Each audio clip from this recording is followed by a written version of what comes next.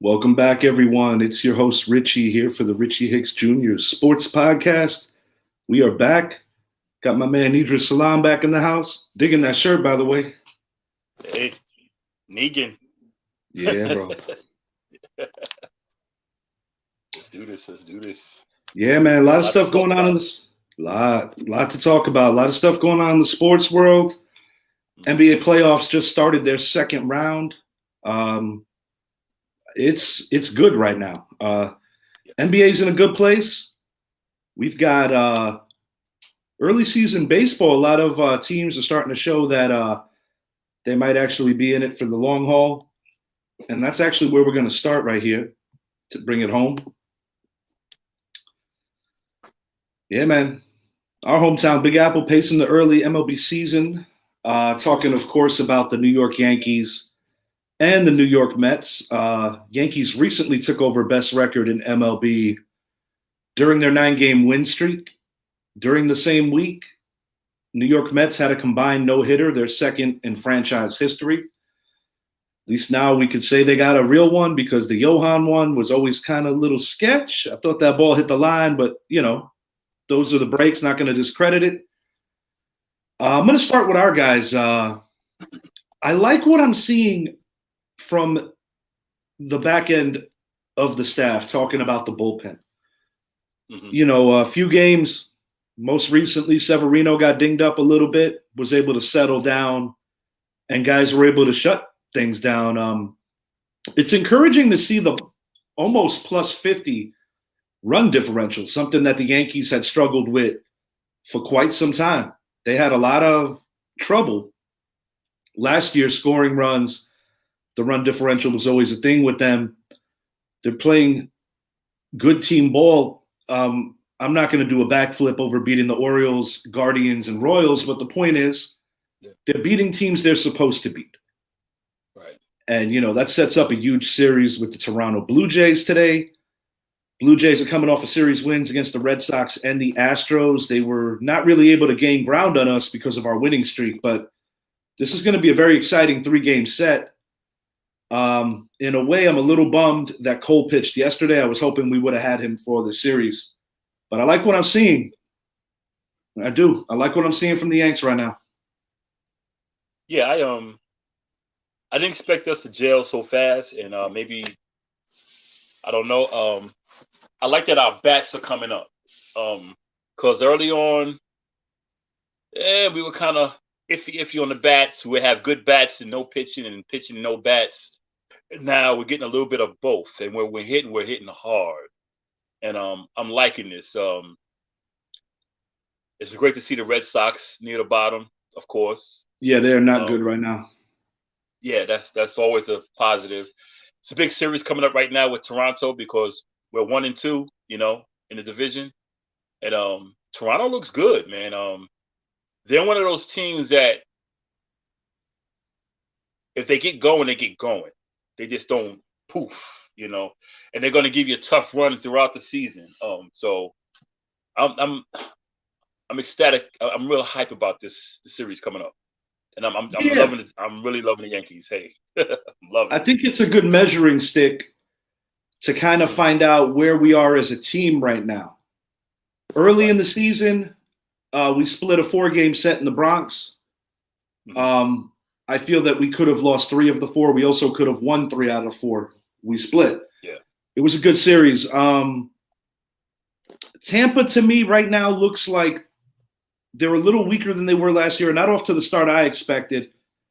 And it seems like letting quality players go has caught up to them a little bit. A lot of season left. Yeah. White Sox, I got to say, I'm a little surprised at their very slow start.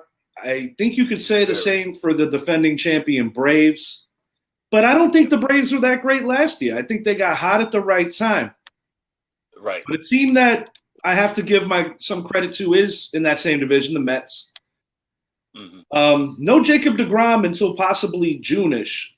But I got to say, man, Max Scherzer, McGill, that bullpen, and they're hitting too. They have been able to play the small ball game with Buck, and they're also able to go deep. and use the power game. A lot of depth. Some Met news today. Robinson Cano got DFA'd. I don't know if that signals the end of his career. Possibly someone's going to try to pick him up. He's been hanging on. It can still hit. I think he's been hanging on in his contract and all this, and he just I think this is it. And with the Mets, I'm still not sold on them. I mean, I give them their props because they're doing what they're doing. They're in first. They're playing ball. Buck Showalter, he's what he is. I mean, he knows how to put a team together and get them there, but he always has a reputation not getting them over the hump. Something happens. Yeah, he got them playing Buck Showalter baseball. Yeah, he got them playing the type of baseball he manages.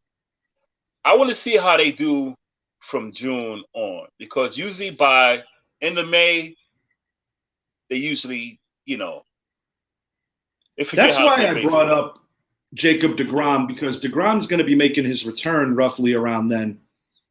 And I think that'll be a big boost for that team. I think Buck Showalter's the X factor. I mean, compared to previous seasons, it looks like they know where they're going. They expect to win. They have the right leadership. It's exciting because, on my MLB preview, I predicted the Yankees and Mets to make the World Series. I mean, granted, it's just the beginning of May now.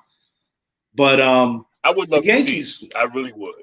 It'd be cool for the city. I mean, the Yankees historically have always gotten off to slow starts, and I think that's encouraging too. That their record right now, given that they normally don't even start really waking up historically until June, that's something to feel good about. I still think they do need a starter.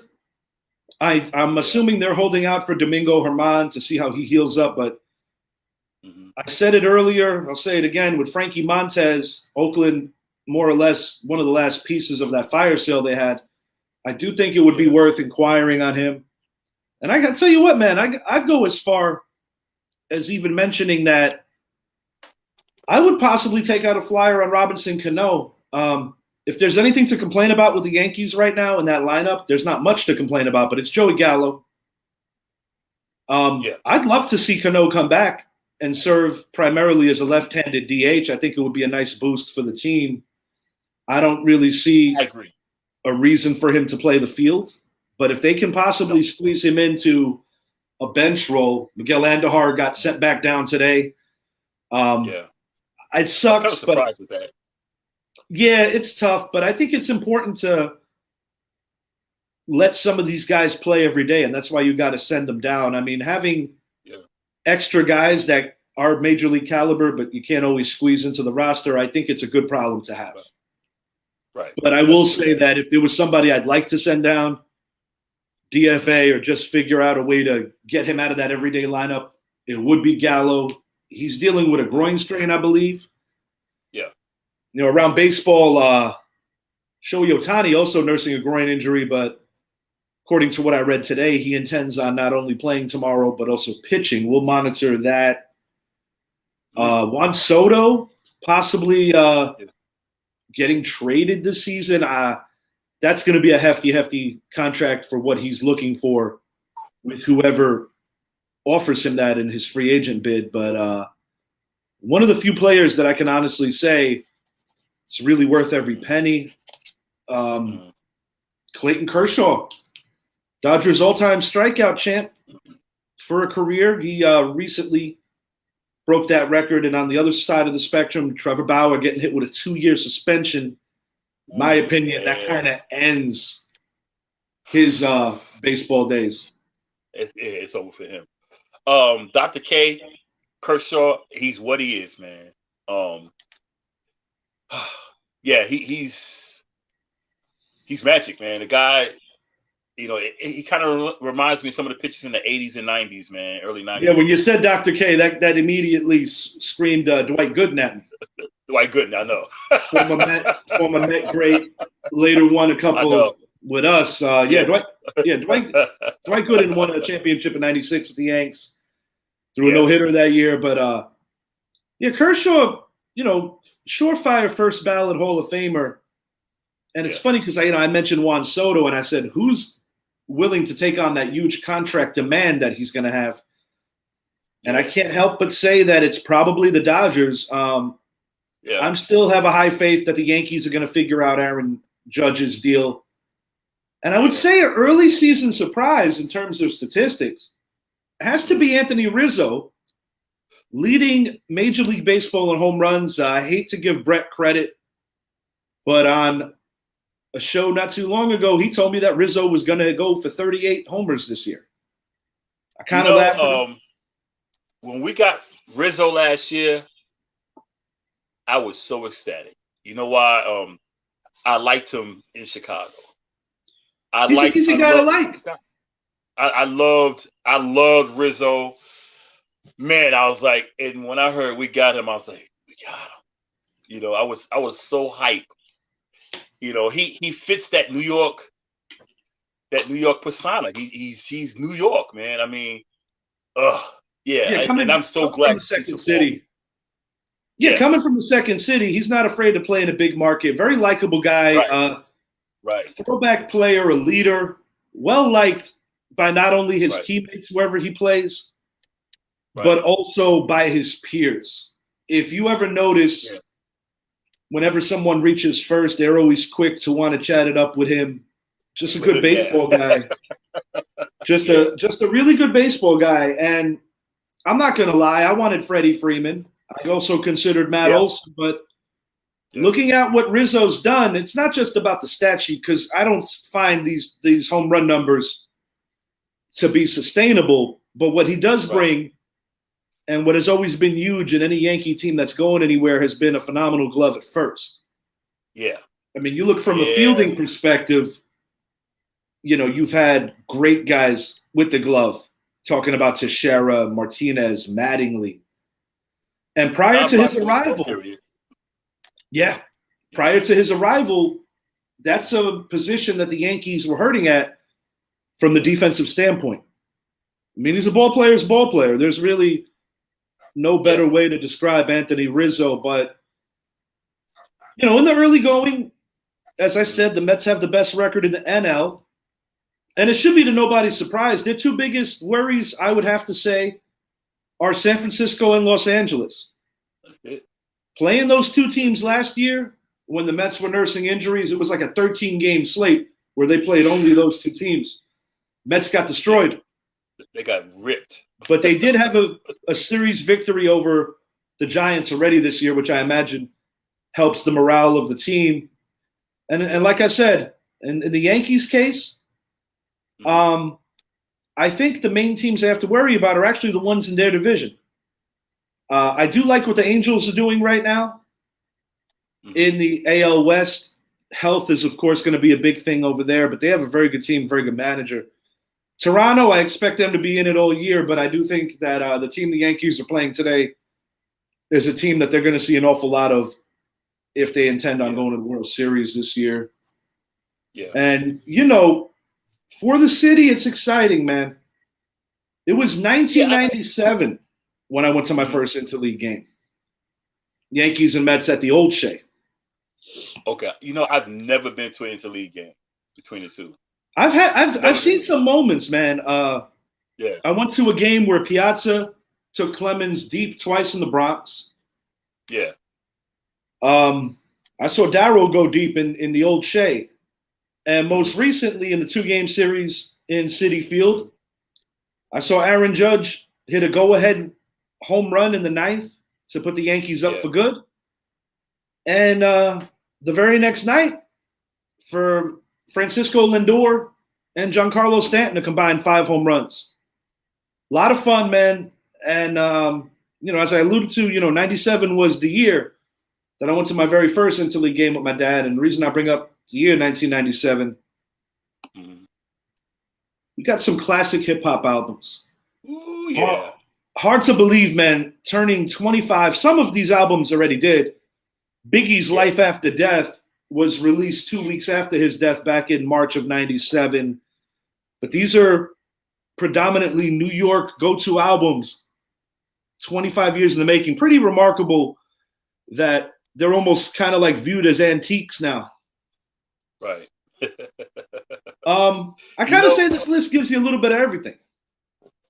It does. The thing about it, I always felt that '97 was the end of the golden era of hip hop. Yeah. Yeah, I think that was the last era, last year of it. And man, Biggie, 25 years, man. It's God, it's crazy, Yeah, I especially remember. for us Yeah, who's been around since then. Wow. Yeah, it's pretty wild to think that Mhm. it's been that long. And when Yeah. you think about some of the happenings of the time, I mean, I think sometimes we lose sight, particularly if I'm going to go in. Let's start over with Biggie Life After Death. The second dual disc album that was ever released. His rival, former friend Tupac Shakur, was actually the first person the year earlier in '96 who had a double CD release, All Eyes on Me. I viewed that album on the whole a lot differently from his debut album, in the sense that I feel that there was a lot more positivity. I think there was a celebration of kind of making it, so to speak, getting out of poverty. A lot of the lyrics on that song were more kind of expressing the here and now of where he was in his life, because anybody who listened to Ready to Die, it sounded like lyrics of a very desperate man who was close to giving up again on rap.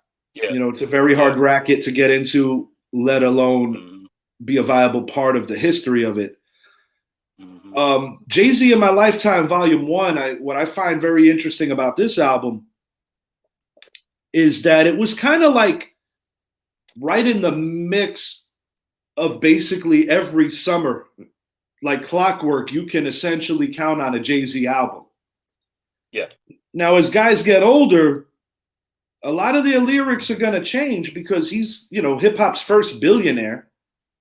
Right. Obviously, he's not going to speak about the same shit that he was talking about saying Reasonable Doubt.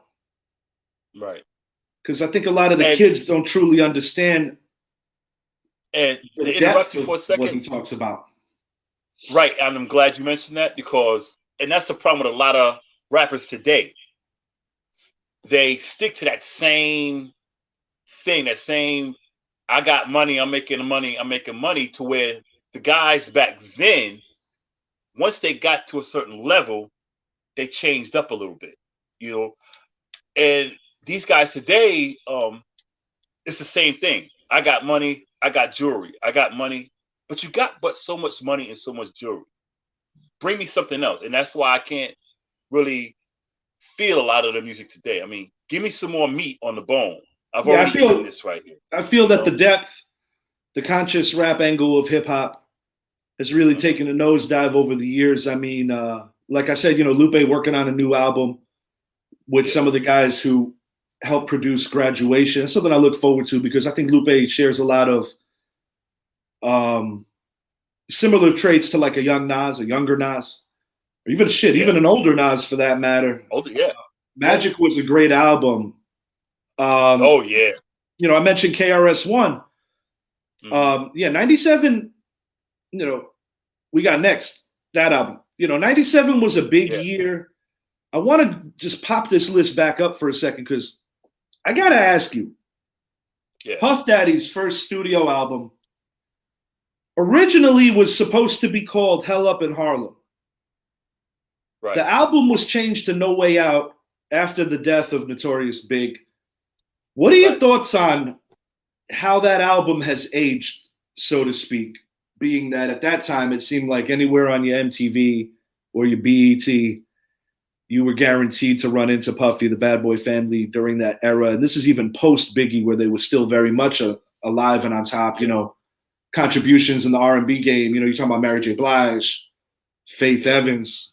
Faith could still sing her ass off. The Lox, before they went to Rough Riders, were a part of Bad Boys Foundation, as well as Mace. But what are your thoughts on this album, kind of looking back 25 years later?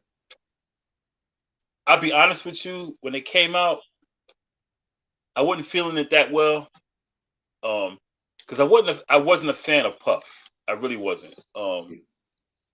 And it was hard for me to listen to him because I just wasn't feeling him.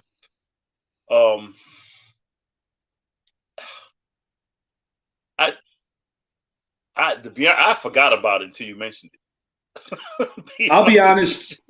Yeah. My favorite song, Mm-hmm. I believe it was track 8 with Jay-Z and Biggie on the same track. Oh, that was fire. And I'm not talking about, I think it was track 8. And a lot of people question if Jay-Z actually shined bigger than anybody on that album. It's worth revisiting. What I didn't care for about that album is that I felt like Puffy really cashed in the sense of his lack of microphone prowess, even stage presence for that matter, because I almost lost my mind even back then when people were trying to say that Puffy had the same kind of stage presence as a Michael Jackson or a Prince. And I'm like, no, not even it. No, stop that noise. But, he cashed in a big way. But personally, given his track record and his history of taking advantage of a lot of artists on some really shady deals, and, we remember listening to Hot 9 and the Locks were basically looking for him and they wanted to take it there. Yeah. Get back some of their publishing. Puffy's always made a lot of shady deals. Gene Deal, Big Gene, who's former security for Bad Boy Records, doesn't have a lot of good things to say about Puff, and in a lot of ways feels that he almost sacrificed Biggie for the bigger gain. And while I don't like to accuse anybody of that, it's kind of like the worst kept secret in hip hop in the sense of what the two CEOs were running from Death Row and Bad Boy respectively when it comes to Big and Pac. But that's kind of how I view that album. There were a couple of bangers on there. I'm not going to say they weren't. Yeah. Oh yeah, they were. They were. They had the Rocky beat on the track with Busta Rhymes and Biggie. That was cool. And that was a huge freestyle beat over many New York mixtapes during that era. But looking back at it, I just kind of feel that Puffy cashed in on the work, blood, sweat, and tears of a lot of his artists, because quite frankly, if Puffy just dropped a solo album and this was proven right after that when he tried to hit another one, it wasn't going to hit the same way because, like I said, like Kanye used to make fun of it when he first came out with College Dropout track, the final track of the album, explaining, oh, well, if a kid don't have no bars, we'll just have Cameron and Jay save the album.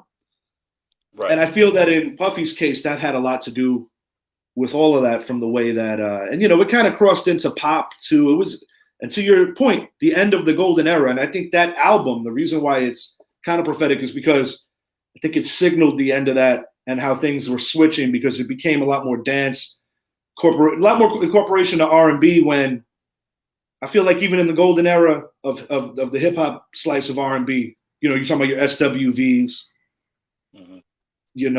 Jade. They had a lot of great groups back then, but I felt that they were even veering away from that. And quite frankly, I know a lot of people would agree that R&B still doesn't hit the same way anymore. And I'm glad you mentioned that, because it's gotten to the point now with the rap music, you can't distinguish the rap from the R&B. The rappers are trying to sing over auto-tune. I'm like, but they do more singing, if you want to call it singing, than rapping. And you can't tell to where the different time. They slow down the beats too. And don't get me wrong, like you got dudes like say like when the Chopped and Screwed era kind of came in. Like there is a lane for that, and I'm not saying that some of that stuff wasn't great. It's just that it seems now the auto-tune element of it tries to compensate for a lot of weaknesses and inefficiencies of a lot of these artists, where I think one of the biggest pieces of being a great artist, this is what made Tupac great, Rakim great, Slick Rick, Big Daddy Kane, Biggie, Tretch of Naughty by Nature, The Tribe. I mean, Electric Relaxation may very well be my favorite song in hip hop history. That's something that I always got to revisit every so often. Hard to not watch that video and not be in an excellent mood. I don't really have another way to explain it. In my opinion, the Tribe is the best group in hip hop history. That's always subjective and it's always worthy of a debate. But yeah, 97, a phenomenal year for hip hop. And I implore anybody who wants to go back on a nice run through history, definitely hit back on those catalogs from that year. One of the greatest years in hip hop history. Oh yeah, for sure. For sure. Yeah, yeah. You nailed it. I mean, in a way it makes me feel kind of old, but then again, in a way it makes me feel kind of proud because I'm like, damn, I'm glad I grew up on this. And saying that too, because like at my job, they play some 90s hip hop. Yeah. And I tell them stuff and they're like, and these are like 27, 20-year-olds. They're like, for real? I go, yeah, like a lot of them didn't know Shock G and Humpty was the same person. Yeah. We listened to the Humpty dance one day. And I said, that's Shock G, right? They said, no. I said, if you look in the back, one of the dancers is Tupac. And they're like, for real? I said, look at the video again. And I said, look, there's a lot of stuff about hip hop. Forget this stuff. I mean, a lot of people also forget that Tupac really, his grand break was in Juice. Right. Because his first couple of studio albums didn't hit the way that, say, Me Against the World hit. When he was incarcerated, that was the #1 album in the country. Right. But, his earlier work didn't get the same kind of Billboard recognition. It did. But no, definitely a golden era. I think in a closing thought on this topic, I think the thing that really intrigues me, and maybe it just speaks on the mindset of people in that age bracket then versus people in that age bracket now.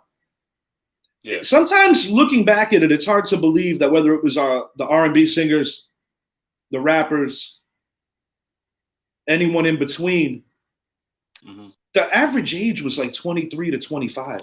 And I think that's what really blows my mind looking back at it. Because maybe it's a generational tactic. I don't know for sure, but it just seemed like they were older back then, if that makes any sense. More mature. Yeah, different time, man. Definitely a different time. But, something as, true hip hop fans that we really do hold close to our heart. And that's what's great about YouTube, bro. It's like a time machine that you could always go back and recapture that vibe. Oh, yeah. So we are in the very beginning of the midst of round 2. 2 ball games played yesterday. One was a good game. Actually a great game. Other one, not so much. Celtics got out-physicaled yesterday. Celtics looked like a team that wasn't sharp. Like almost like, in my opinion, they had a little too much time off. Milwaukee Bucks looking every bit the part of a defending champion. They've got the confidence. I do think that Giannis got away with a couple of potential free throw delays. I thought that was a little odd. But, with superstars, you get superstar treatment. That's nothing new to this game. Right. There's a lot of series left, but big time win for the Bucks and really grabbing control in terms of a home court advantage now in that series moving forward. So hard not to like the Bucks right now. The Celtics, it's imperative that they win game 2. Celtics don't win game 2, this could get ugly really quick. Yeah, it's over. I called Milwaukee in 6. Just I just felt like just physical. And the way they played without Chris Middleton yesterday, man, they got at the ball and they would penetrate, dish it out. I mean, it's like textbook. And I think Boston read the headlines too much about how defensive they were and how they were and I think it went up in their heads. And I think it affected because Giannis went out there and bullied them. Yes. Yes, very much so. And And they bullied them like, okay, let's see what y'all got. And with the Golden State and Memphis, I don't mean to jump to that already, but no, you're good. I think Draymond got a bad deal on that technical foul, on that flagrant. I don't think he should have got tossed. That kind of nonsense, it's like his reputation preceding him. Yeah. Used to happen a lot to Charles Oakley, Charles Barkley, Dennis Rodman, those kind of cats. But yes, I don't think he should have got tossed for that either. Golden State was able to pick up the 1-point win. Big win for them. They're my pick in the West. Me too. You know, tonight we got 2 good ball games, you know. Phoenix Suns hosting the Dallas Mavericks. I'm going to pick Phoenix for a close series win. But tonight, for game 1, I think Dallas is going to steal one on the road. I think so, too. I'm going with Dallas in that series. I'd like to see them beat them. Yeah, because, and I hate to say the word Dallas. I'm going with Dallas. I think Phoenix, they had a tough time in their last series, man. Tougher than it should have been. They had it tough. I mean, the Pelicans gave it to them. Like, hey, they're missing some key pieces, and they gave it to them.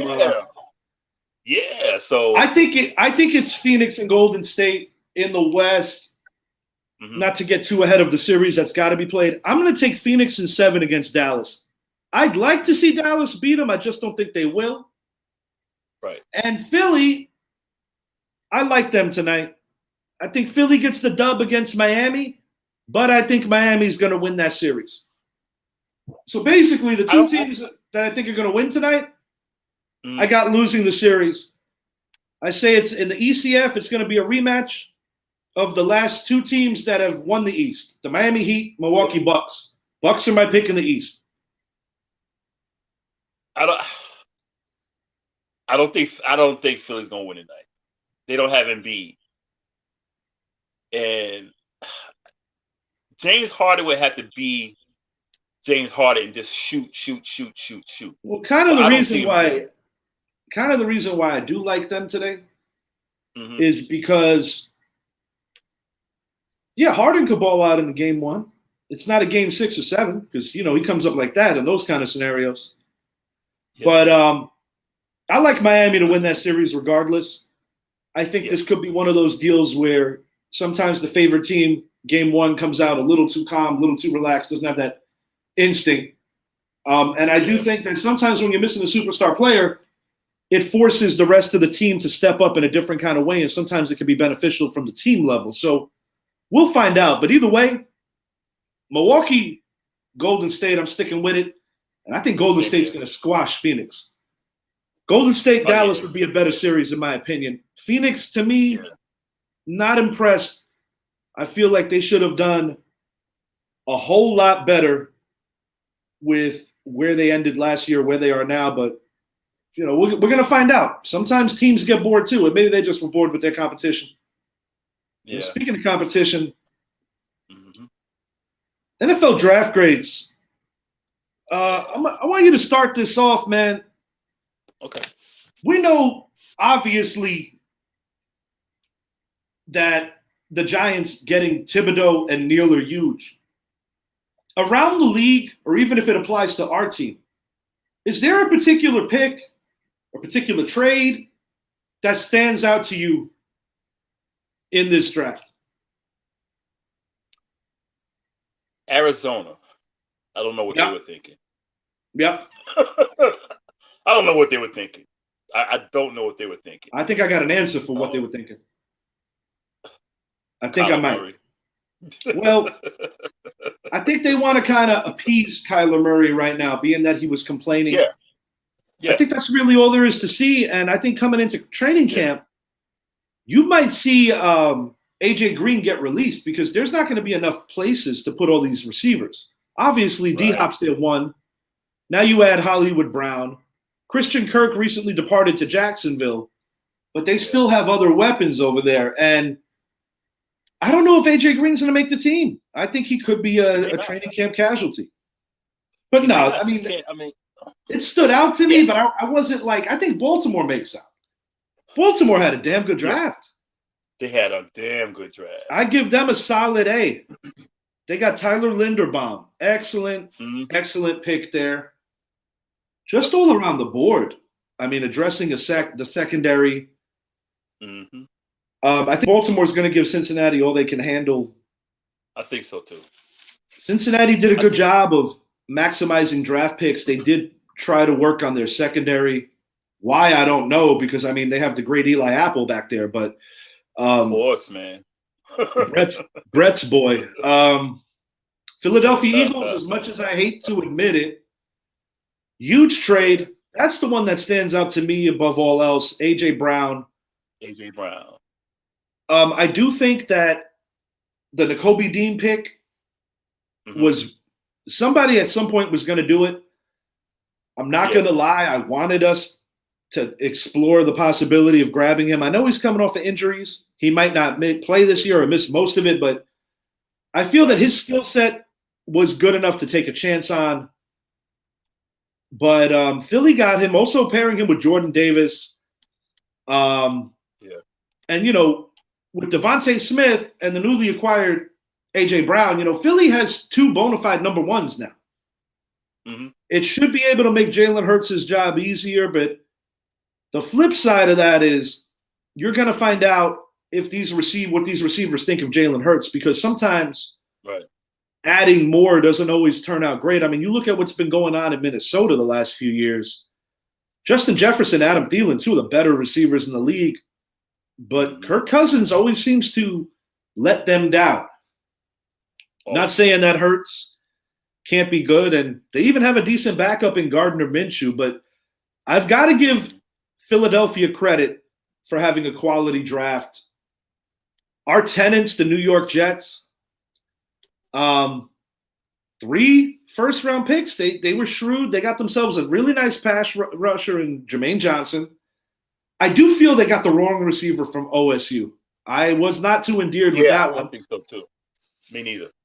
But Sauce Gardner, pick it up, fellas. I don't care if Sauce Gardner works out. I love the pick. And why do I love the pick? Allowed us to get our man. Exactly. I mean, it's kind of how I predicted it on our draft show. You did, actually. The only thing that flip-flopped was 7 and 5. Walker.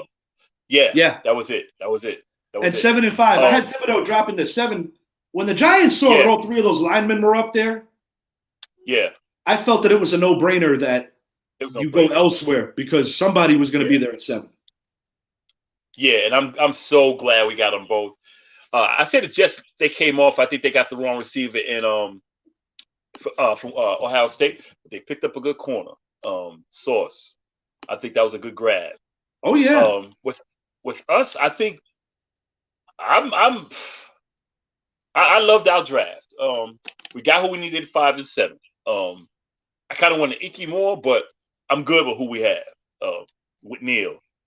I think we did good later on in the rounds too. The reason being, that tight end we picked up from Bellinger. Where's he from? San Diego State. Yeah, I mean, he wasn't a number 1 or whatever, but when he was on the field, he got the job done. He's very athletic. Very athletic and fast. Oh God, what's his name from Kentucky? He got a funny name, Wandell. Yeah. I think we got a good deal with him. We just got to work on his hands because he has drops. Yeah. But when he has the ball, he is electric. He's another Tony. A little smaller, but there was a lot of controversy about this guy's height because on a couple of Giants pages, I saw somebody say that they mismeasured him in the draft. Ultimately, he is 5'8". And what happened is Kentucky reported him as 5'11", and that led to some of the confusion amongst Giant fans and just people who weren't sure how tall he was. I'm not really overly worried about that because the way I see it is Sterling Shepard is likely in his final year with the Giants. This guy, in my opinion, replaces him as the future slot. Currently, I think we're putting him as a punt returner. I think that sets up the expectation that Kadarius Toney is expected to be the number 2 opposite Kenny Golladay. Yeah. And, somewhere as far as a 4th receiver goes, I might be reaching on this a little bit, but I think Prohl is going to make the team. Ricky Prohl's kid. I think he's going to make the team. And Slayton, I think he's on the way out. Pettis always seems to manage to stay on the team. Yeah. We'll see. there's a lot to be figured, but all in all, the way I see it is Benton was a great pick at safety. I think we could have done a little better with the offensive line depth pick from UNC. I thought Dylan Parham is a better lineman. He was still on the board. We didn't get him. We went that route. Yeah, we didn't get him. Yeah. Defensive tackle, addressed that. We got two linebackers. Yeah, the kid from Cincinnati Beavers is more of a traditional linebacker. I would say the hole in his game is defending tight ends. Right. But all in all, I give this team a solid B+ to an A- for this draft. That's where I am. And I was telling a lot of Giants fans, they said, why didn't he grab this, that? I said, he's drafting according to the scheme they're going to run.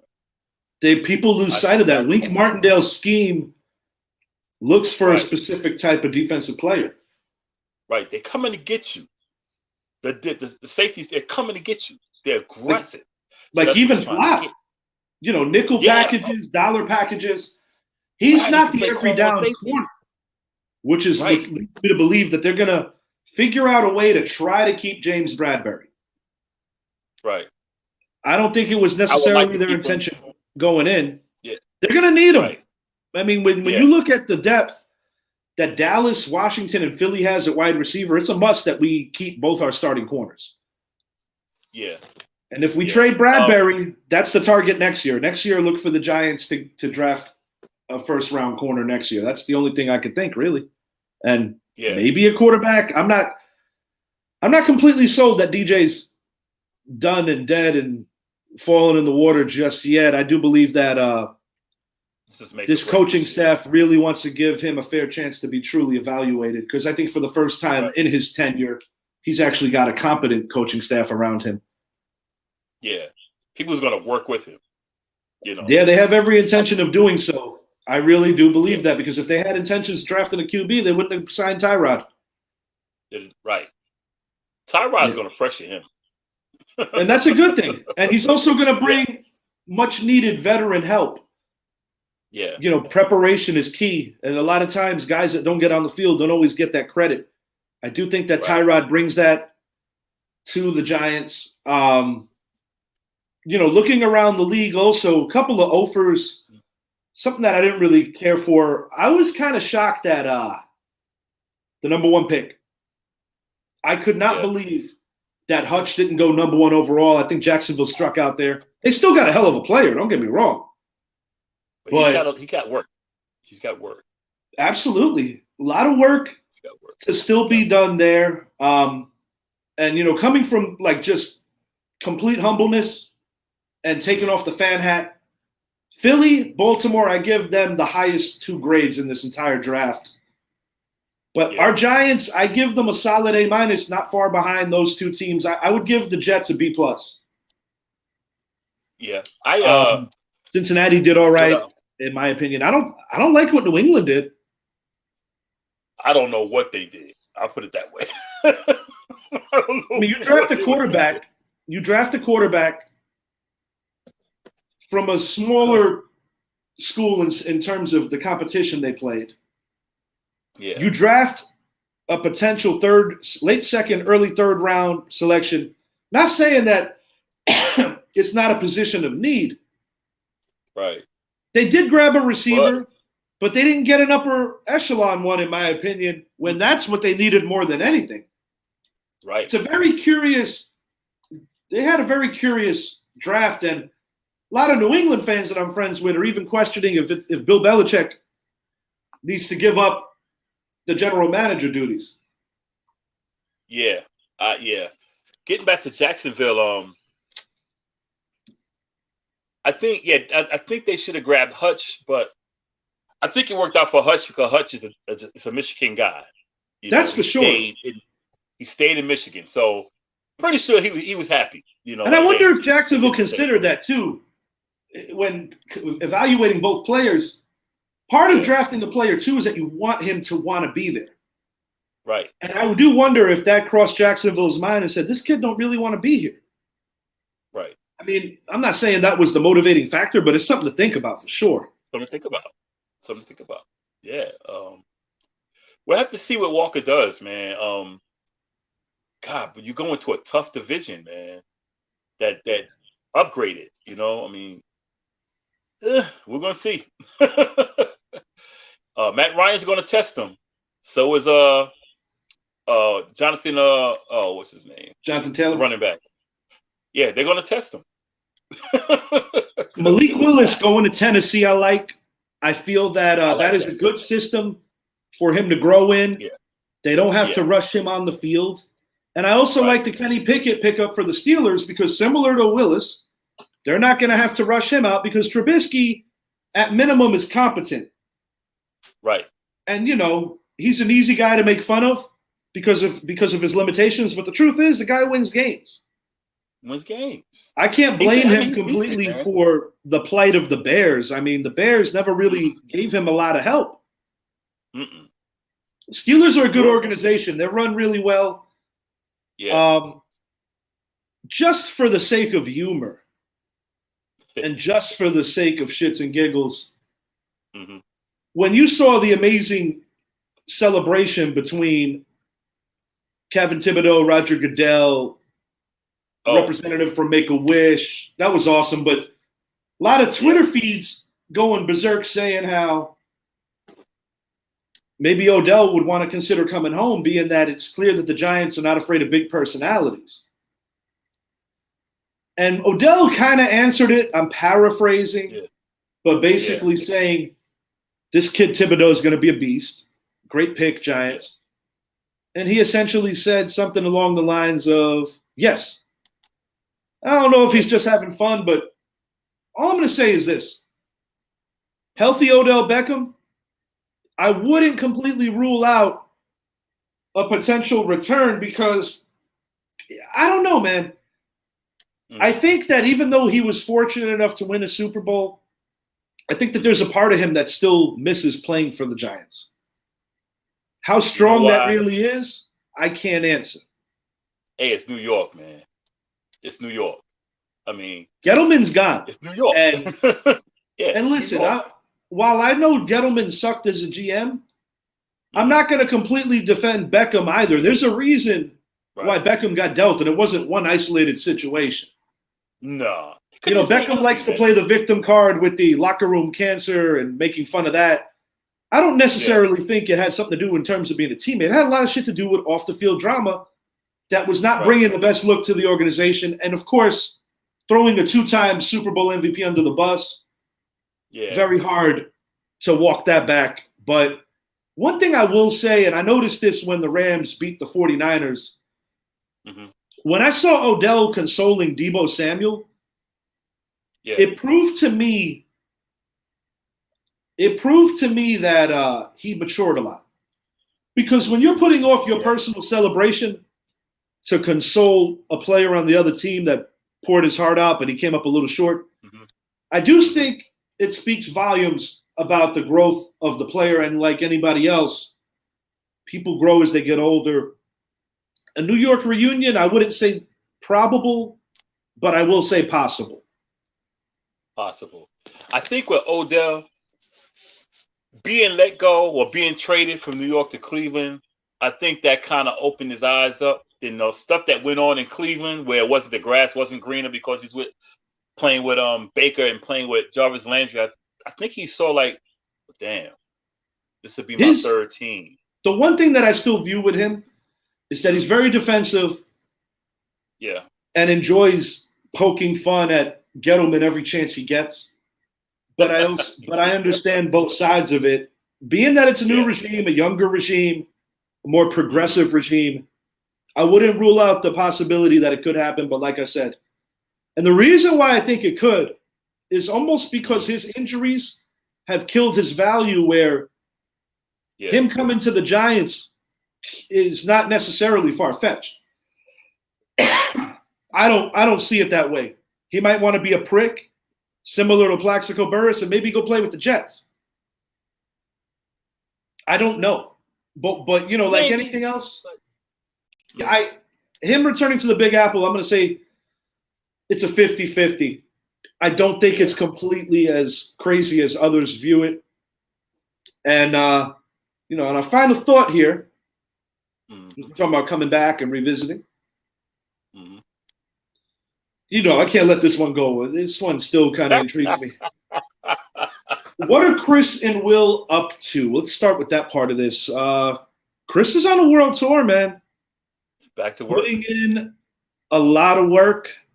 Will has kind of done his part to kind of sway away from the media. Some of the stuff I read on is just that the talk on the street is that Will needs therapy. Jada hasn't exactly been the most supportive to Will's actions after the fact, and that's the biggest laugh and shocker, I say very sarcastically. Yeah.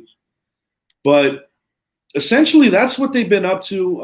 It looks like Chris Rock is winning off of what happened here, but I still think there's also a great deal of empathy for the situation that Will has been in. And, mental health is such a serious thing in this country.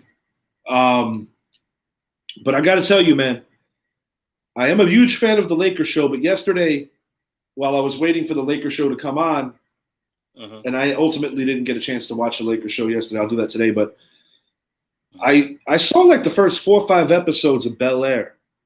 And I got to say, bro, while it's keeping it true to the roots of the original show and kind of spinning the old episodes in a newer light or in a different way, like, for instance, with the whole fight of how he ended up in the original show, ended up in Cali. It's a lot darker in terms of the storyline. Not something I necessarily expected going into this. It's not the same comedy that we got in the 90s.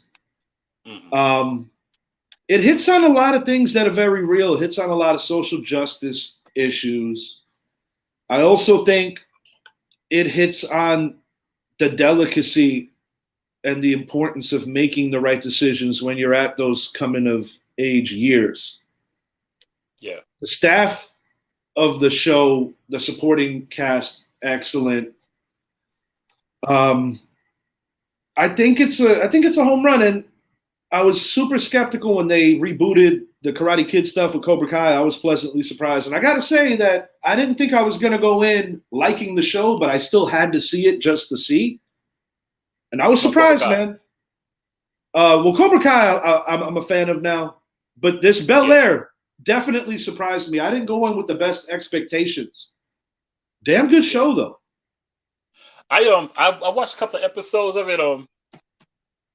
Before I watched it, I was like, because I had heard about it, I was like, I can't watch this. But when I watched it, I was like, I didn't watch it as Bel-Air, like the Fresh Prince of Bel-Air. I didn't watch it like that. I think that's one of the things we have to do as viewers to get the most out of it.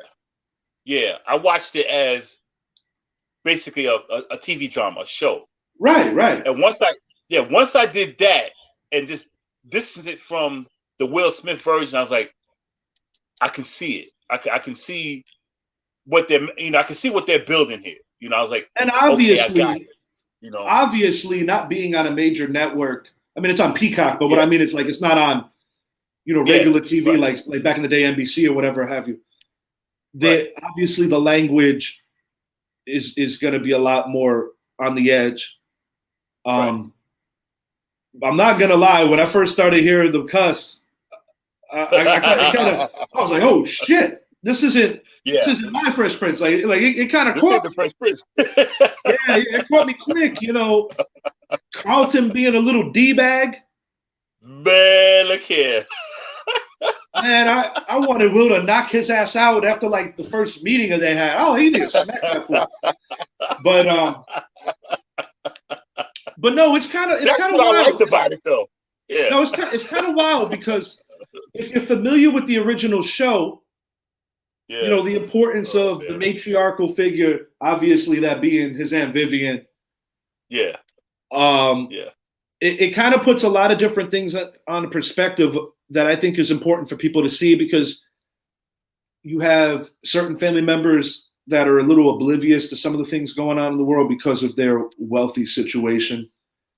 Whereas Will's character comes in, and what I do enjoy about his character is that it doesn't appear that all the money and all of those things really sway him in some kind of way. And one of the most famous episodes of the original show is obviously one of the most emotional scenes where him and Uncle Phil, when he got into it with his father, anyone who knows the backstory of that character, you know, his father always kind of gave him the stiff arm when it came to stepping up and manning up. They revisit that in this series. I didn't really watch it because I was like knocked out, but you know, you wake up your eyes and you kind of, your ears are still on. But all I'm going to say is that if you had any kind of appreciation for the Fresh Prince of Bel-Air, definitely check this show out. And to the sports fans, man, and I mentioned this on the last show, Winning Time, the rise of the 1980s LA Lakers, that show is insane. I'm an episode behind now. Some point today, I'm actually going to watch it. I think I made mention to you that I had to get an MRI, make sure this Achilles is good. I'm actually going to be doing that today around 4. But I got the night off. Oh, yeah. I don't know, maybe off the mics we had this conversation, but oddly enough, it doesn't hurt today. So that's a good sign. We'll see where that goes. Either way, got to find out what's happening with it. Cool thing is I can still play on this because, you know, I don't necessarily need to be in game shape to be on here. Right. Man, dude, I didn't know that, man. But I told Brett, I said, dude, we're doing more Monday shows. So hopefully we'll be able to get Brett back for some of these Monday shows in the near future. He's actually off tomorrow, so don't be surprised if you see me and Brett suddenly appear up here at some point tomorrow. Let me know what time I might be able to join in. Yeah, we'll definitely let you know what's happening with that. Yeah, man, looking forward to getting these T-shirts out. In the process of working on those. Yeah, it's cool, man. I'm having a good time with the show. You know, work's been so thick. Got some other things going on, but good show, Idris. I enjoyed these topics, man. Oh yeah. It's always great, man. Yeah, let's do it again. Monday's the day, bro. That's been abundantly clear. And Brett, you need to get out here. And you need to own some of this Eli Apple BS that you were talking. Idris is coming at you, bro. Because that's what makes my life easier when you and this guy could just argue and basically I'm just kind of policing. Brett, you better watch it, man. I'm coming. Yeah, bro. Watch, we're gonna start cutting promos for Idris. Coming for you, man. Yeah, watch yourself, Brett. Yeah, we got to bring back Start Bench Cut, man. That's one of my favorite segments. I missed that. Yeah. But Idris, great job as always today, bro. I appreciate you taking some time out for the show today. We are out for now, and I will be talking to you all very soon. If you haven't already, please subscribe on YouTube. God bless. Take care.